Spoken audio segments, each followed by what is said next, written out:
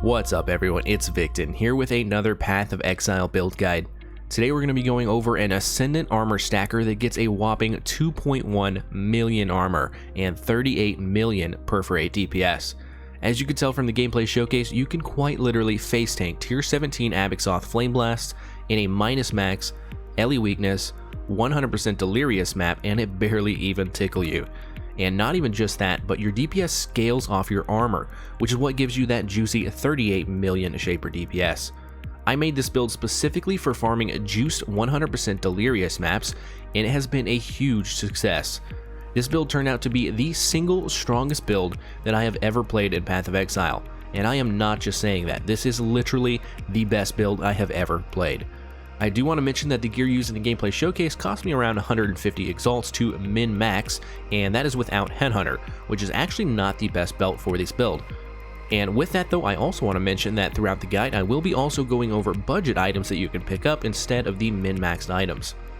I've had a few people from my stream try out this build, and they report back that it cost around 40 to 50 exalts for the quote-unquote budget build. And in today's market with exalts valued at what they are, that is actually not too bad at all for the crazy strong build you get out of it. They report back that they end up with about 1.2 million armor and about 15 million Shaper DPS in the budget version, which again is actually pretty strong. We'll also go over a few different setups since you can use any melee skill that you want that can use a sword. You don't have to use Perforate. I just picked it because it scales very well, has great AoE clear speed, and fantastic single target. Yeah, as always, before we get into everything, if you end up enjoying this guide, hit that like button and subscribe to the channel for more content just like this. If you're interested in supporting the channel, consider becoming a Patreon supporter. You gain access to my subscriber-only Discord, where I'm much more able to help people out with their builds and do build reviews in general. Plus, we have a very active community of others just like you, ready and waiting to help. Also, follow me on twitch.tv/vonvicton_. Stop by sometime, hang out with us, ask some questions while we play some Path of Exile. I'm always happy to help and just hang out with you guys. Anyways, that's enough for that. Let's jump right into the passive skill tree, and from there we're going to go over the gym links and finally the gear section. So without further ado, let's jump right into the skill tree. Alright, so first things first here, we're going to be using the desktop app Path of Building. A link's going to be in the description for you to download it if you don't already have it. And it's very important to note that you'll get an error in your Path of Building if you are not using the Path of Building I have linked in the description of this video. We're going to be using the community fork Path of Building. It's updated more frequently, and overall it's just much better than the original. Once you get that, just copy the POB pastebin link in the description of this video. Then we're going to open up the app, go to the top left here and click Import Export Build, and then we're going to click Import from Pastebin, and then paste that link into here and click Import, and you should be good to go. So the way I do my Path of Buildings is I typically have a leveling guide built in so that you can see how to level it up from a level 1 all the way up to a level 100 character. This guide will be a little bit different though, since it's a min-maxed in-game build. Leveling this character up is actually a bit weird since you basically just path around the whole tree and get 3 large cluster jewels, and many of your points actually end up in those cluster jewels. So my advice here would be to just level it up with whatever skill or method you like the best, and then respec once you hit around level 80 or so. That's what I did, and it went very smoothly. As far as the skill tree here, what I'm going to do is go over the main nodes for the build instead of every single node just to save a little bit of time. We'll start off here by explaining the cluster jewels, because these guys are what make the build possible. First and foremost is the passive skill Stalwart Commander. We actually end up with 18 of these. This boosts the effect of your grace, determination, and discipline by 30% each. So in total, that's 550% more evasion, armor, and energy shield. It's pretty nuts, and is the reason that we have such high armor. Now, I do want to mention that when following this build guide here, make sure you get all of the clusters in the exact way I have all of mine, or you won't be able to run the auras I have. Let's start off with the large clusters, as these are important, but not what makes the build so incredibly strong. First, we have an 8 passive here with Fuel the Fight and Run Through for some Mana Leech and Impale chance.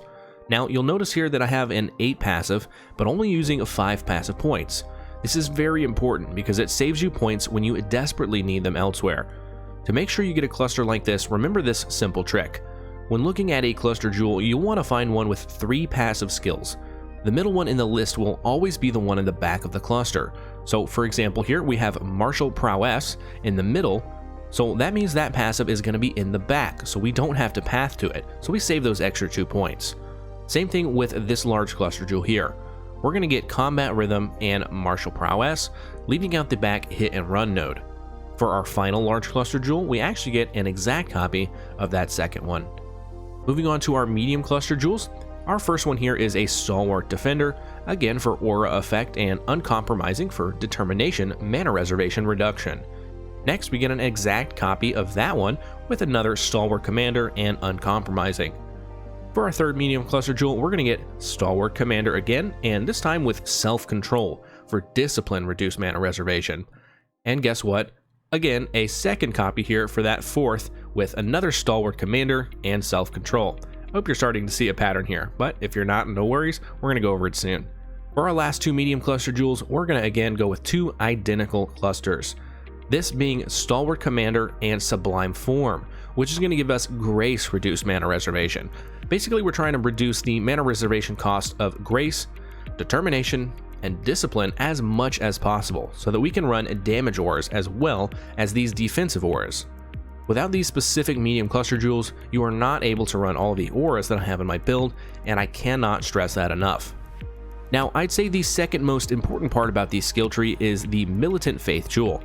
You're going to want one with the tag High Templar Max Aureus. This gives you the passive Transcendence. Basically, Transcendence makes fire, cold, and lightning damage go off of your armor, and since we have 2 million armor, it basically literally does nothing to us.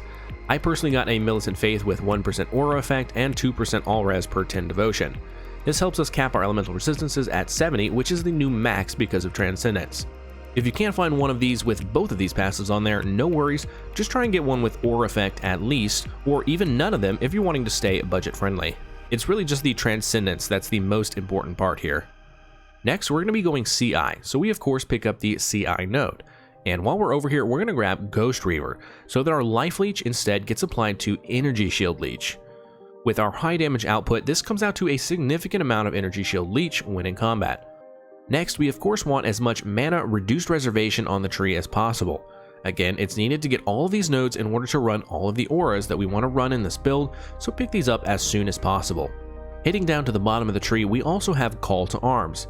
This is quite important as well, because we're going to be running Enduring Cry, which, by the way, quick tip here, once you get Call to Arms and your Enduring Cry becomes an instant cast, you can put Enduring Cry on your left click, and it auto cast every time you walk around, making your life 100 times easier. We're getting Enduring Cry mainly because we need that flat physical damage reduction it provides. Getting as much flat physical damage reduction is absolutely key here on this build, since our armor won't be helping us against physical damage, because it's going against elemental damage now via Transcendence. We need some way to mitigate that physical damage. With all my endurance charges up and running around in a map, I cap out at about 76% physical damage reduction. By dropping Headhunter and getting the belt I mentioned before and we'll talk about later, we actually end up with a cap of 90% flat physical damage reduction. So not only do we take no elemental damage thanks to Transcendence, but we also barely take any physical damage thanks to how much flat physical damage reduction we have. Heading back up to the tree, just a quick point out here, make sure that you pick up Zealot's Oath, so our life regen turns into energy shield regen. We actually end up with about 550 ES regen per second, so pretty strong comboed with our energy shield leech.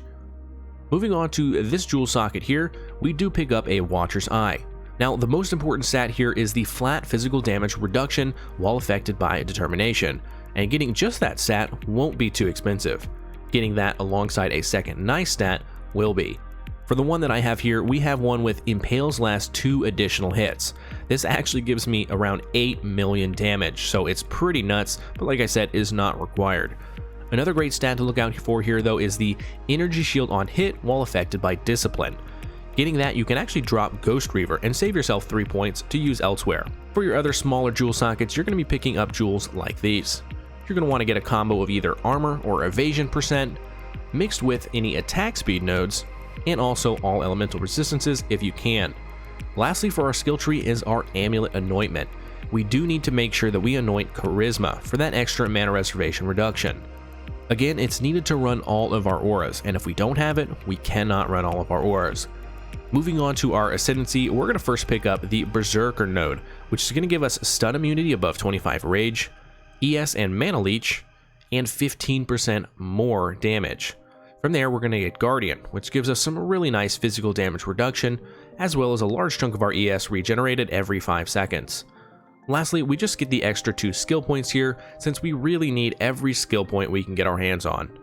And that about covers it for the skill tree, so let's go ahead and move on to the gem links. First and foremost is of course our main DPS skill, and personally I chose Perforate. Now, it's actually an interesting discussion here on the main skill because this build can utilize almost any melee skill that can use a sword as your main attack. What ends up making the choice almost even for you is what you can afford or get for your Skin of the Lord's chest and what colors it has. We'll talk about the chest more in the gear section, but for now I'll just mention that getting Skin of the Lords with iron reflexes are quite expensive and a bit rare. So you kind of have to just play whatever skill you can that fits with the colors you can afford and find. So far I've tested Perforate, Reeve, Cyclone, Tectonic Slam, and Cleave, and have all played pretty well, but I personally chose Perforate because it played the best out of all of those. But I haven't tried these steel skills yet because up until very recently I haven't had the colors to try it. I do have it now, so I will be testing it, so expect more to come on that. Now, like I said, for my build I ended up with Perforate as my main choice, and I went with Phantasmal Perforate, with ideally under 20% quality. You actually don't want 20% quality here, but anything under and close to it is pretty good. Getting 20% actually messes with your DPS more than it helps, so it's just better to get something under 20%. From there, you can either go Close Combat, which is what I did with the colors that I had on my Skin of the Lords, or Pulverize, which will be slightly less DPS but have a really big AoE clear in maps. And I've also seen people swap out those two for a blue socket and go with Awaken Area of Effect. Any of those honestly will be just fine. From there, for our support gems, we're going to grab Brutality, Multi-Strike, or Divergent Multi-Strike if you don't yet have Awaken Multi-Strike, which I actually didn't for any of this gameplay showcase, Impale, and Melee Fizz. And of course you get Awaken gems here where you can, as you can afford them. And since I did Cyclone as the second most tested skill, I'm going to go ahead and let y'all know what the colors would be for this as well. We're going to go with Cyclone, Infused Channeling, Brutality, Damage on Full Life, Impale, and Melee Physical Damage. There's actually quite a few of these floating around with the colors that have iron reflexes, so it might be easier to snag one of these and not have to pay an arm and a leg for the Perforate colors.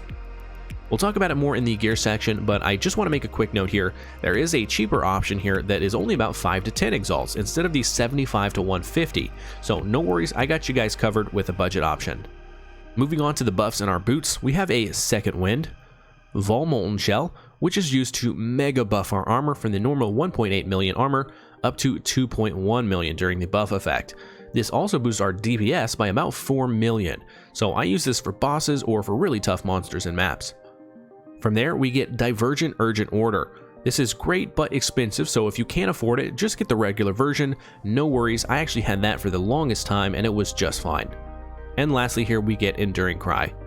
For the buffs in our helmet, we get a Dread Banner, Divergent Vitality, Divergent Pride, and a level 21 Discipline. Now for the buffs in our gloves, these are very important items in our build. We pick up Anomalous Grace, which gives us 100% ailment immunity, and we get Divergent Determination, which comboed with Enhance and Empower, ends up giving us 26% of evasion rating as extra armor, which is almost quadrupled by our aura effect, giving us about 154% of our evasion rating as extra armor.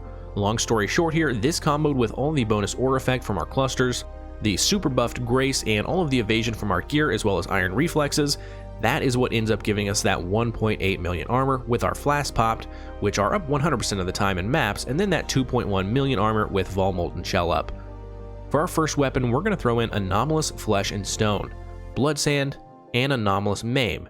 And for our second weapon, we're going to have Anomalous Blood Rage, which can be a bit expensive but really helps us with getting frenzy charges against bosses. So if you're staying budget friendly, maybe pick this up later on. It's totally fine if you don't have it for now. From there, we also have Herald of Purity and Divergent Whirling Blades, which gives us increased evasion while moving. And that's it for the gem links, so let's go ahead and move on to our last section here, the gear section.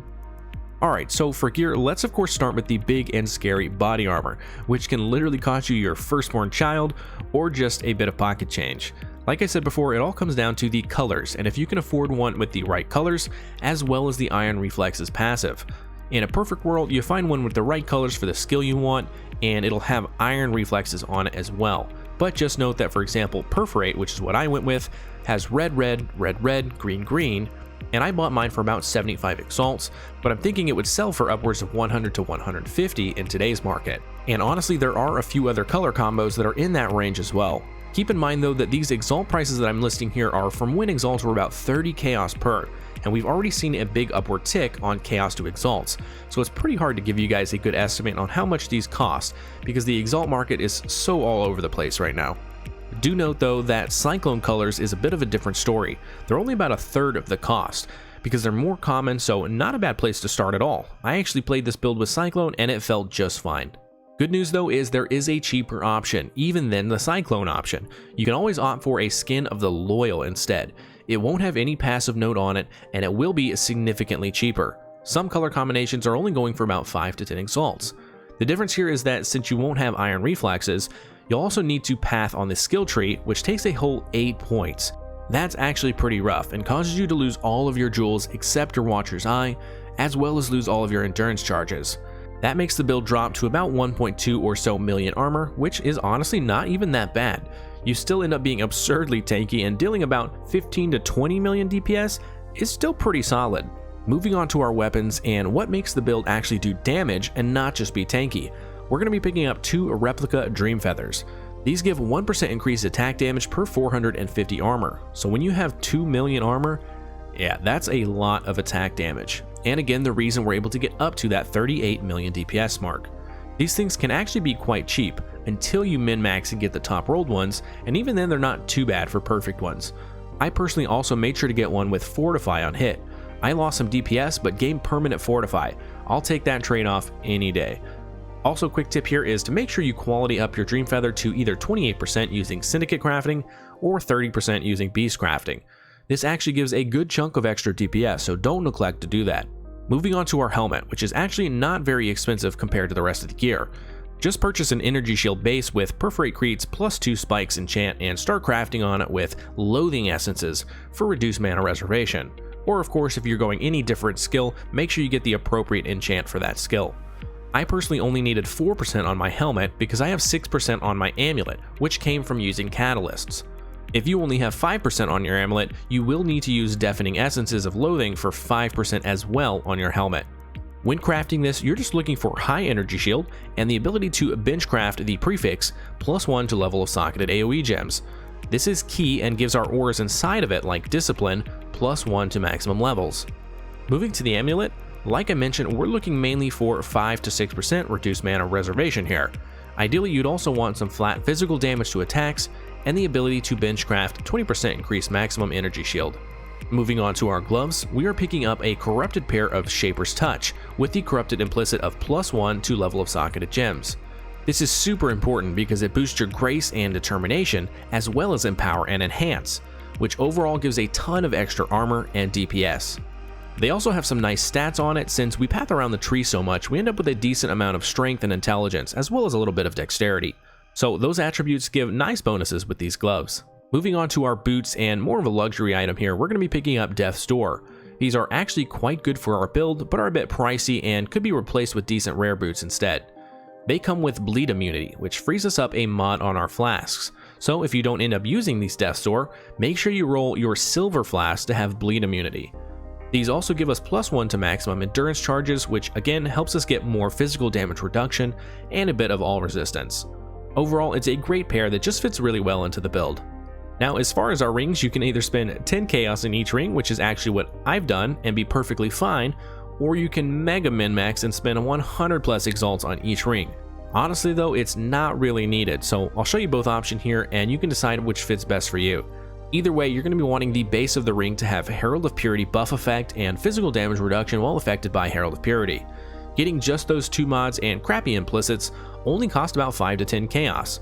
It's when you start getting the good implicits like +1 to maximum endurance charge or vulnerability on hit.